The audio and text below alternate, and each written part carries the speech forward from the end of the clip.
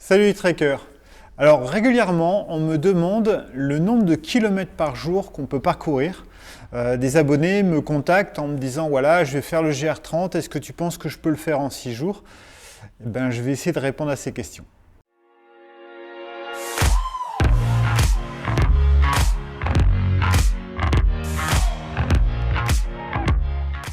Alors, je vais vous décevoir, mais en fait, je ne peux pas répondre à cette question. Je ne peux pas répondre à cette question parce que je ne vous connais pas. Je ne sais pas si vous marchez beaucoup, si vous ne marchez pas beaucoup. Je ne sais pas si vous êtes du style contemplatif, à vous arrêter régulièrement, une demi-heure, toutes les heures pour regarder le paysage. Si vous avez besoin de pause au niveau physique, parce que vous n'avez pas un niveau physique optimal, si vous avez un sac trop lourd et que vous devez faire des pauses. Donc je ne sais pas, voilà, je sais pas si vous êtes du style à marcher. Les seules pauses que vous pouvez faire, c'est uniquement pour aller récupérer le morceau de pain et le saucisson qui se trouve dans votre sac et puis continuer à marcher tout en mangeant. Donc c'est pas évident. Il y a des personnes qui font 15 km par jour en 5 heures de temps et il y a des personnes qui vont faire 45 km par jour en 12 heures de temps, en 12 heures de marche. Donc voilà, c'est très compliqué. Par contre, là où je peux vous apporter un petit éclairage, c'est comment est-ce que moi je fais pour estimer plus ou moins la distance que je vais parcourir. Alors c'est toujours vraiment une estimation parce que comme vous allez le voir en fin de vidéo, je vous donne énormément d'informations, il y a énormément de petits détails qui vont faire varier la randonnée. Et entre nous, c'est un peu pour ça aussi que je fais du bivouac, parce que le bivouac me permet de m'arrêter, entre guillemets, quand je veux. C'est-à-dire que souvent quand je pars le matin, j'ai une étape de mi-journée, donc souvent c'est une étape qui va être de 15 km, 20 km, 25 km, et je vais me dire, à mon avis, ce serait bien que j'arrive à peu près à tel endroit parce qu'il y a un beau panorama, parce qu'il y a une rivière, un lac, il y a peut-être un village. Donc je sais que je vais pouvoir me faire une belle halte. Et ensuite, quand je repars, je vous le dis souvent dans les vidéos, je repars et je dis objectif du jour, c'est tel endroit. Alors parfois j'y arrive pas, mais c'est pas gênant puisque comme je suis en bivouac, si jamais je veux m'arrêter, je peux m'arrêter, encore une fois entre guillemets, parce que comme vous le savez, parfois on veut s'arrêter à un endroit et en fait il n'y a aucun endroit de bivouac, c'est clôturé, c'est pas agréable, c'est pas plat. Donc parfois on va marcher beaucoup plus qu'on ne le pense et c'est vrai qu'il y a des jours où j'aurais pensé faire 30 ou 35 km et je me retrouve à faire 40 ou 45 km parce que je vais encore marcher 1 heure, 2 heures, 3 heures pour trouver un lieu de bivouac. En tout cas, il y a une notion qui arrive très régulièrement dans cette notion de durée, de longueur de marche. C'est bien entendu la distance en elle-même, mais il y a cette notion de dénivelé. Et la notion de dénivelé revient très très souvent comme étant une notion de difficulté. Alors, la notion de dénivelé, elle est assez simple, c'est simplement la différence entre deux points sur un relief. On parle de dénivelé positif lorsque vous partez de 800 mètres d'altitude et vous arrivez à 1400 et vous avez fait 600 mètres de dénivelé positif. À l'inverse, si une fois à 1400 au col, vous redescendez de 300 mètres pour arriver à 1100 mètres d'altitude, là vous avez fait un dénivelé négatif de 300 mètres. Tout ça se cumule au long de la journée et donc vous pouvez avoir des dénivelés positifs cumulés et des dénivelés négatifs cumulés, ce qui peut faire que sur une journée, vous avez pu par exemple faire un D+, un dénivelé positif de 2000 mètres par exemple. Alors c'est pas monter 2000 mètres d'un coup, mais on le voit par exemple très bien sur la carte du TMB, le Tour du Mont Blanc, vous pouvez voir qu'à des moments vous allez monter sur 400, 500, 600 mètres de D+, puis vous allez redescendre un petit peu, puis vous allez remonter et ainsi de suite. Donc il y a tous ces dénivelés cumulés qui vont vous donner un petit peu une notion de difficulté de chemin, une notion d'effort. Si on prend uniquement sur une même longueur, un très bon exemple, c'est le marathon. Le marathon, la longueur est imposée, d'accord? Elle est à peu près de 42 km. Et sur ces 42 km, en fonction des villes dans lesquelles vous êtes, vous pouvez avoir un dénivelé qui est plus ou moins important. Alors, un des marathons les plus connus, c'est le marathon de New York, qui est pourtant très connu, mais qui a un dénivelé qui est très important puisqu'il est de 416 mètres. 416 mètres, lorsque vous faites un marathon, c'est vraiment pas évident. Alors c'est dû à la fois parce qu'il y a pas mal de ponts à monter, et puis l'air de rien, le dénivelé cumulé, petit à petit, tous ces ponts à monter, c'est assez important. Et également parce que Central Park n'est pas tout plat, et que vous avez aussi quelques belles petites montées. Donc 416 mètres, c'est pas mal. En comparaison, le marathon de Paris, lui, il a 176 mètres en D+. Donc pour l'avoir fait, je peux vous dire qu'à des moments, il y a des belles petites montées, c'est pas évident, mais ça doit être beaucoup moins fatigant que le 400 mètres et quelques de New York. Et un des marathons les plus roulants, alors il y a celui d'Amsterdam, mais celui qui est considéré comme étant le marathon des records, c'est le marathon de Berlin avec 28 mètres de dénivelé positif. Alors 28 mètres de dénivelé positif, autant dire que c'est quasiment tout plat, et c'est ce qui permet justement d'être le marathon, l'un des marathons les plus roulants, et c'est souvent le marathon pour lequel les records sont battus ou en tout cas approchés. Alors, si on prend en compte ce dénivelé positif et dénivelé négatif, on arrive à une notion que vous connaissez peut-être, c'est le kilomètre effort. Alors, le kilomètre effort, ce n'est pas le kilomètre qui est parcouru, c'est le kilomètre parcouru en prenant en compte les dénivelés positifs et négatifs. En général, on considère que 1 km sur du plat, ça équivaut à 125 mètres de dénivelé positif et ça équivaut à 400 mètres de dénivelé négatif. Parce que, aussi bizarrement que cela puisse paraître, le dénivelé négatif n'est pas profitable à la randonnée. En fait, c'est fatigant. Alors, si vous faites de la randonnée, vous en êtes aperçu. Lorsqu'on monte, on est beaucoup plus lent, mais lorsqu'on descend, on peut être aussi très très lent. On pourrait se dire, non, c'est facile, la descente, on va plus vite. Mais lorsqu'on a un sac de 10, 12 ou 15 kilos et que on descend, en fait, il y a autant d'arrêts, autant de freinage nécessaire au niveau du corps, des genoux, des hanches, pour bloquer un petit peu votre poids.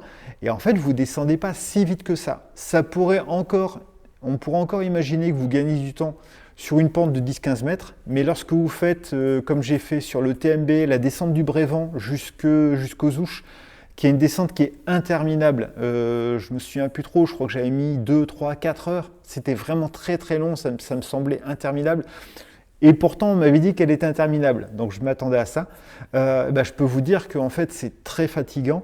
Et d'ailleurs, on est quand même nombreux randonneurs à préférer largement les montées où on contrôle beaucoup plus notre rythme, même si c'est plus fatigant, même au niveau cardiaque, c'est fatigant, plutôt que les descentes où on est emporté, on essaie toujours de se freiner, il y a le pied qui tape dans la chaussure, c'est pas évident. Voilà, tout ça pour dire que oui, le dénivelé négatif aussi vous ralentit beaucoup moins que le dénivelé positif, mais ça ralentit. D'ailleurs, si je reviens au niveau des marathons, il y a un marathon qui est connu de ceux qui adorent la course à pied, qui est le marathon de Grenade, qui est un marathon tout nouveau, et c'est un marathon qui a pour particularité d'être descendant. En fait, vous descendez tout le temps, mais quand je dis descendez, vous avez à peu près, si je ne dis pas de bêtises, je crois qu'il y a entre 1500 et 2000 de D-. Donc vous partez vraiment en altitude et vous descendez sur à peu près 1500 à 2000 de D- pour arriver à la ligne d'arrivée, donc vous descendez tout le temps. Et là, on pourrait se dire que les records vont être battus, et en fait non, parce que je pense que le record de l'épreuve est à peu près de 2h10, 2h09, alors que le record du monde est de 2h01. Donc même avec cette descente, on ne gagne pas tant de temps que ça, parce que la descente est tellement importante qu'on freine vraiment beaucoup. Il y a fort à parier que si la descente était seulement avec un D- de 100 mètres ou 200 mètres, il y a des chances pour que là, par contre, ce soit plus roulant et plus facile. Donc, à partir de cette formule, de cette équivalence entre le kilomètre plat, 125 de D+, 400 de D-, en fait, vous avez une petite formule qui est très simple, puisque vous prenez les kilomètres que vous avez fait, vous additionnez votre dénivelé positif que vous divisez par 125 et vous additionnez vos dénivelés négatifs que vous divisez par 400. Et ça doit vous donner normalement le kilomètre effort. Alors, encore une fois, ça c'est uniquement sur le principe. Vous pouvez vous servir de ce D+ et de D-, de cette formule de kilomètre effort pour essayer d'estimer un petit peu la difficulté. Par contre, moi j'ai un peu de mal à m'en servir parce que je vais vous donner deux exemples vécus sur le TMB. Si par exemple je prends ma première vraie journée de marche, en fait j'ai fait Champel jusqu'au col de la Seigne qui équivaut à 37,3 km. J'ai fait 2722 de D+, et 934 de D-. Tout ça en 11 heures de marche. Alors, si jamais on prend ces chiffres et que l'on applique le kilomètre effort, en fait, au lieu de faire 37 km, c'est comme si j'en avais fait 61. Et là, vous pouvez commencer à vous dire, mon gars, faire 61 km de marche en 11 heures, c'est peut-être un peu beaucoup. Alors, c'est peut-être le kilomètre effort, c'est-à-dire l'effort qu'il faut fournir pour faire ça. Si ce n'est que souvent les gens qui utilisent un kilomètre effort, ensuite vont utiliser la vitesse de marche que vous avez et en fait ils vont la diviser par votre vitesse pour obtenir la durée de marche. Donc en général, moi je suis un marcheur lent. Dans la vie de tous les jours, je marche à 4, 5, 6 km/h parfois, mais je sais pertinemment que si je marche trop vite, mes pieds vont pas tenir et je vais avoir des ampoules. Donc très régulièrement, j'essaye de ne pas marcher trop vite et de marcher à 4 km/h, voire 3 km/h. Le souci, c'est que si je suis censé avoir fait 60 km d'effort, divisé par 3, ça veut dire que je fais 20 heures de marche. Or, j'en ai fait entre 11 et 12. Donc, vous voyez que c'est pas très très logique. Deuxième exemple, au niveau du jour 3 du TMB, j'étais parti du col de Bonatti, enfin du refuge de Bonatti vers le col Ferré jusqu'à Bovines. J'avais fait 42 km ce jour-là, 2881 de D+, et 3100 de D-, ça descendait pas mal en pratiquement 13 heures de marche. Et j'avais fait 42 km donc. Alors 42 km, si ensuite j'applique la formule en divisant par 125 et en divisant par 400, c'est comme si j'avais fait 72 km dans la journée. Encore une fois, j'ai un petit peu de mal à y croire, parce que oui, peut-être qu'au niveau de l'effort ressenti ou de la dépense énergétique, on peut se dire que c'est un peu comme si j'avais fait 72 km sur le plat, mais je pense que la formule, ensuite, quand vous venez diviser votre vitesse de marche pour connaître le temps de trajet, c'est vraiment à prendre avec des pincettes. Alors, encore une fois, peut-être que là, c'est un peu extrême, puisque j'ai marché 42 km en montagne, que j'ai fait du 2002 D+, et ainsi de suite en D-. Donc, c'est peut-être un peu extrême. Peut-être que ça marche pour les formats un peu plus courts. Mais voilà, j'ai un peu de mal à imaginer que ce soit vraiment un bon ratio. C'est peut-être un petit indice, mais à mon avis, ce n'est pas un ratio qui est à prendre à la lettre. Alors, au niveau des indices, pour savoir à quoi je vais m'attendre, alors déjà, je vous l'ai dit, moi en général, je marche 30, 35, 40 km par jour. Après, je sais pertinemment qu'en montagne, je vais marcher un peu moins. Enfin, un peu moins, je viens de vous dire que j'ai fait 42 sur le TMB, mais bon. Encore une fois, alors 42 sur le TMB, c'est parce que, si vous vous souvenez, si vous avez regardé la vidéo, j'étais parti très tôt du refuge Bonatti, parce que normalement j'avais pas le droit de bivouaquer là, donc je suis parti assez tôt. Le chemin est très roulant, c'est vraiment facile, j'ai descendu jusque dans la plaine, je suis remonté col Ferré et ainsi de suite, et en fait quand je suis arrivé vers Bovines, enfin même bien avant Bovines, en fait je trouvais pas le lieu de bivouac. Et c'est vrai que j'ai marché 13 heures au total, donc j'aurais dû m'arrêter plus tôt, j'avais envie de m'arrêter plus tôt, mais je ne trouvais pas de lieu. Et d'ailleurs, j'ai dormi dans la forêt à flanc de colline avec une tente qui a été montée par un aveugle tétraplégique, tellement c'était une horreur. Mais bon, elle a tenu et j'ai bien dormi, donc c'était cool. Pourtant, c'est la tente XMI de 2 places. Souvent, on me dit, ouais, 2 places, c'est peut-être pas un petit peu gênant pour... La preuve que non. Je vous ferai une vidéo là-dessus, hein, c'est prévu. Tout ça pour dire que oui, en général, je ne marche pas autant, mais je peux marcher beaucoup. Et donc, je sais à peu près la distance que moi, je mets. C'est pour ça que je ne peux pas vous répondre pour vous, parce que je ne sais pas votre longueur de marche. Par contre, je sais qu'il y a ça à peu près. Et après, c'est la chance d'être en bivouac, c'est que je le fais au feeling. C'est-à-dire qu'il y a de grandes chances pour que le matin, je parte et je me dis je vais faire 32 km ou 35 km. Et quand il est 14, 15 heures, 16 heures, je vois si je vais atteindre mon but ou je vois si je vais m'arrêter bien avant. Je crois que ça m'est jamais arrivé. Ou si je vais vraiment pousser en me disant, tu pensais t'arrêter à 30 parce que les conditions ne sont pas favorables, mais tout compte fait, tu as bien marché et tu vas t'arrêter un peu plus loin. Donc voilà, c'est toujours quelque chose qui est c'est une estimation que je vais ensuite peaufiner au feeling parce que je suis en bivouac et que je sais que je peux plus ou moins m'arrêter. La seule chose à laquelle je fais attention, en fait, c'est pas tant le kilomètre de marche, c'est l'heure. C'est l'heure du coucher du soleil. Et souvent, je sais que je dois commencer à chercher 2 heures avant le coucher du soleil parce que parfois, je vais trouver très très facilement. Sur le début de mon GR65, j'avais trouvé très facilement. Par contre, sur le GR65 dans le Lot et surtout, je crois que c'était dans le Lot, et surtout en Aubrac, j'avais eu beaucoup de mal. Sur le GR30, j'avais eu beaucoup de mal à trouver des choses. Bizarrement, sur le TMB, c'était un peu plus facile, même si j'avais pas trop le droit de bivouac à certains endroits, mais c'était quand même plus simple de trouver des lieux. Donc vous voyez, voilà, c'est toujours un petit peu aléatoire. Le GR20 que je prépare, plusieurs personnes m'ont dit, est-ce que tu sais combien de kilomètres tu vas faire par jour sur le GR20 ? Alors moi, il y a une chose qui est très très simple. Je ne regarde quasiment jamais le dénivelé. Je ne regarde pas le dénivelé, je ne regarde pas la distance, je regarde le ratio distance et dénivelé. Et ça me donne un pourcentage de pente. Alors non pas un pourcentage de pente sur ma journée, mais je regarde le pourcentage de pente sur l'ensemble du GR. Alors si vous regardez par exemple au niveau du petit tableau que je vous montre, là ce qui est intéressant par exemple, c'est de voir que sur le GR8 qui est hyper plat puisqu'il est le long de la mer, vous avez beaucoup de kilomètres, 446, mais un dénivelé de 2800 seulement, ce qui vous donne un ratio de 0,64. C'est très faible.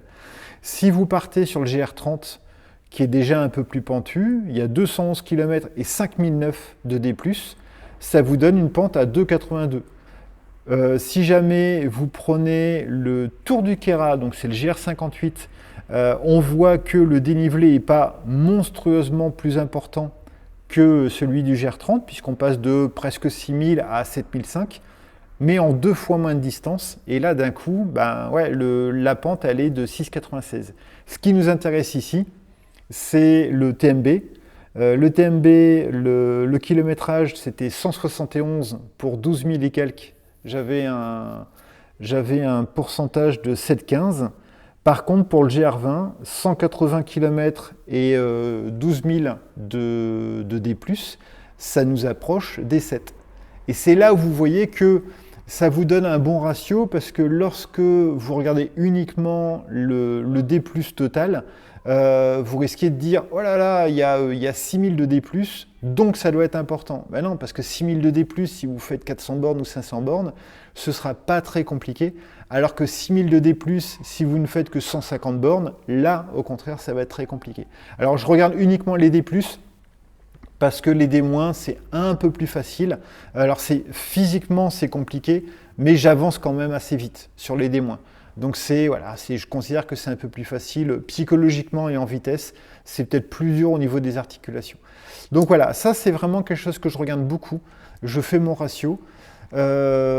Dernière petite chose, dernière avec 5S à la fin, petite chose, vous pourriez me dire, et donc tu penses que tu vas pouvoir faire 35 km ou 42 km sur le GR20, qui a une pente qui est moins importante que sur le TMB, puisque sur le TMB, j'avais fait des 35, des 42 km. Non. Enfin, oui et non. Je pars du sud, il y a les premières étapes au niveau du sud sont considérées comme étant un peu plus roulante, même s'il y a du D+. Donc là, je pense que je vais pouvoir marcher assez vite. Je crois qu'il y a 80 ou 90 km sur les premières étapes. Je pense pouvoir les faire en 3 jours. Par contre, les étapes du nord sont beaucoup plus pentues. Et là, je pense que je vais mettre beaucoup plus de temps. Et c'est là où j'arrive aux autres notions qui sont importantes. Il y a le terrain. Et le terrain, c'est super important. Vous pouvez très bien avoir un D+, qui va être le même d'un côté et de l'autre, donc sur le TMB et sur le GR20, dire, aujourd'hui c'est une étape avec 2000 D+, donc tu vas aller à la même vitesse. et pas du tout, parce que la plupart du temps sur le TMB, c'est très roulant. Il y a très très peu d'endroits où il y a énormément de cailloux. Il y a des endroits où il y a énormément de cailloux, ça fait un peu mal aux pieds, mais ça reste quand même roulant. Il y a d'ailleurs des gens qui m'ont demandé en commentaire, est-ce que tu penses que je dois prévoir une chaussure avec des pare-pierres? Moi, j'ai pas l'impression, j'ai fait aucune option, j'ai fait aucune variante, mais en tout cas sur le TMB classique, moi, j'ai jamais eu besoin de pare-pierre parce que voilà, tout est soit très plat, enfin plat pas au niveau des D+, mais au niveau du terrain, du chemin.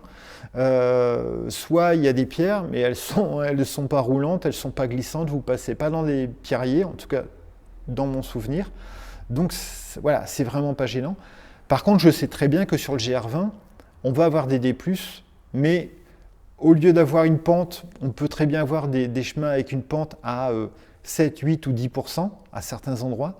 Autant sur le TMB, ce serait un chemin assez, c'est une sorte de terre battue ou quelques pierres. Autant sur le GR20, ce sera des pierriers. Et donc les appuis fuyants, faire très attention à ne pas se louper, parce que si vous loupez, vous tombez bien et vous êtes mal parti. Donc forcément, ça va ralentir énormément. Et vous pouvez très bien avoir sur le TMB une progression à 2-3 km/h et sur le GR20 avoir une progression à 1 km/h, voire moins, parce que c'est vraiment un passage difficile, parce que vous pouvez avoir des passages avec, même en ascension, avec des échelles qui vont vous faire grimper assez vite, ou pas d'échelle et juste une main courante qui vont vous ralentir, ou pas de main courante et vous allez devoir passer entre des rochers, faire un peu d'escalade, de varap, et là forcément ça va vous ralentir encore plus. Donc ça c'est vraiment quelque chose à prendre en compte, et c'est pour ça que parfois je peste un petit peu sur, ce que j'aime bien pester, sur certaines vidéos, parce qu'il y a des vidéos qui sont pour moi trop des vidéos voyage, on vous montre le beau paysage, et parfois j'aimerais bien que ce randonneur me montre ses pieds, le chemin, parce que c'est ça qui m'intéresse, parce que je sais que le TMB c'est beau et je sais que les paysages seront beaux, mais c'est pas ce qui m'intéresse en vidéo. Moi je veux voir le terrain, je veux qu'ils me parlent du terrain et qu'ils me disent ça c'est compliqué, les appuis sont fuyants, le sol est, enfin la trace est petite, c'est pas évident, enfin voilà, c'est ça qui me renseigne énormément. Et donc, je sais que sur le GR20, ça va être compliqué. Parmi les autres indices qui vous permettent d'estimer un petit peu la vitesse de progression, il y a votre condition physique. Vous savez si vous êtes endurant ou pas endurant, si ça va être compliqué ou pas pour vous de faire beaucoup de chemin. Ça va être le poids de votre sac, sachant que le poids de votre sac est fluctuant. Donc si vous partez avec un sac de 20 kg ou de 8 kg, c'est pas la même chose, et les mules ont bien raison parce que là ça leur permet de marcher beaucoup plus facilement et beaucoup plus longtemps avec un sac qui est à 4, 5, 6 kg plutôt que 15 ou 20 kg, donc forcément c'est pas évident, et c'est fluctuant parce que vous savez très bien que dans votre sac, si vous emportez la nourriture, forcément ça va diminuer petit à petit. C'est en partie pour ça que je veux partir du sud, parce que moi j'ai envie de marcher là où c'est le plus roulant avec le soleil dans le dos et ainsi de suite, mais surtout marcher sur ce qui est le plus roulant sur le début, sur le sud, et au bout de 3 jours de marche, j'aurai déjà liquidé 1 kg à 1,5 kg de vivres, et donc je vais aborder la partie compliquée avec un sac plus léger, plutôt que l'inverse en partant du nord avec un sac très très lourd et aborder les passages compliqués à ce moment-là. Ce qui me fait énormément ralentir, ce qui pourrait vous faire ralentir, le paysage, moi ça ne me fait pas trop ralentir. Je m'arrête, je fais quelques photos, des vidéos, mais ça ne me fait pas trop ralentir. Je regarde et au bout de 30 secondes, j'ai vu. Ce qui me fait énormément ralentir, c'est les conditions météo. Un peu comme le D+, et le D-, je préfère quand il pleut et quand il fait du vent, parce que je marche, ça ne me pose aucun problème. Par contre, quand il fait très chaud, sur le GR65, il faisait tellement chaud que je m'arrêtais le midi 2 heures pour pouvoir dormir, faire une sieste, et puis le soleil était assommant, donc c'était très compliqué. Dès qu'il fait chaud, forcément, vous avez plus facilement des ampoules, vous suez plus facilement, vous avez plus vite soif, donc vous avez moins d'entrain. Quand il fait froid, quand il pleut, voilà, vous êtes couvert et vous pouvez marcher assez facilement, en tout cas c'est mon cas. Donc voilà, il y a plein de petits détails qui peuvent vous aider ou vous ralentir. Mais je pense vraiment que, en dehors de la météo, la typologie du sol, le fait que ce soit des pierriers, que ce soit compliqué ou que ce soit très roulant, c'est beaucoup plus simple. Voilà, j'espère que ce petit topo sur comment estimer un petit peu votre journée de marche et votre longueur de marche vous aura aidé. Dites-moi en commentaire si vous aussi vous avez plus de mal dans les descentes que dans les montées. Dites-moi ce que vous pensez de mon analyse du kilomètre d'effort. Est-ce que c'est vraiment une notion que vous retenez et vous appliquez? Ou est-ce que vous trouvez que c'est un petit peu, voilà, c'est juste un petit indice, mais il ne faut pas prendre trop ça à la lettre? Je vous attends en commentaire. À très bientôt.